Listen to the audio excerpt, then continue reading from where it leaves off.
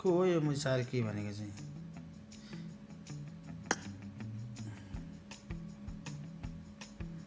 hello खोज्यो है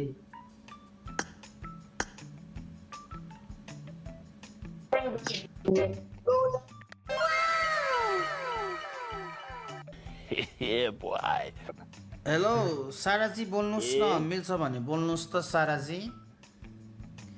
साराको ठाउँमा लाडा त होइन नि दाइ हेडफोन लगाएर थियो दाइ भन्नुहोस्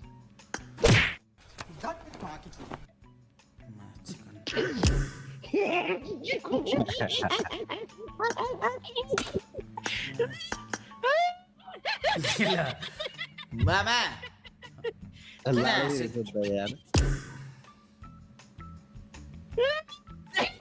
ल किन हाँसु बत्ती गयो हो फेरि यार आजको के यार केटीको नाम देख्ने बित्तिकै ल ए यार मामा अस्ति दोङ भाइहरूसँग खेल्दाखेरि एउटा खोइ बिस्ने जस्तै भयो तिमी पनि भान्दा बिस्ने ठ्याक्कै बिस्नेको रोग लागेछ ल अब चाहिँ बत्याएँ मैले ल ए मामा कस्तो कुरा गर्नुहुन्छ अस्ति दोङ भाइसँग खेल्दाखेरि अटो म्याचिङ गर्दाखेरि उयो टिम कोटिँदाखेरि यो बहिनीले फ्रेन्ड रिक्वेस्ट पठाएको थियो म त बहिनी होला भनेर यसो गएर दोङ भाइसँग खेलाइदिनु पर्यो भनेको बार झुट बोलो ल म सक्दिनँ यार खेल्न म गएको यार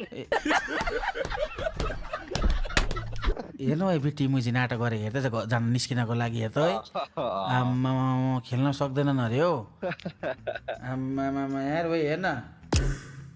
लिम्बेर सेक्री त मुजी खेल्न खोजेन यो अरिङ्गल पनि पो बिटीमा अहिले त आम्बो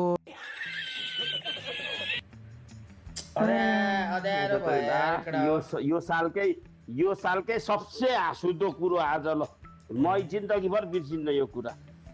ल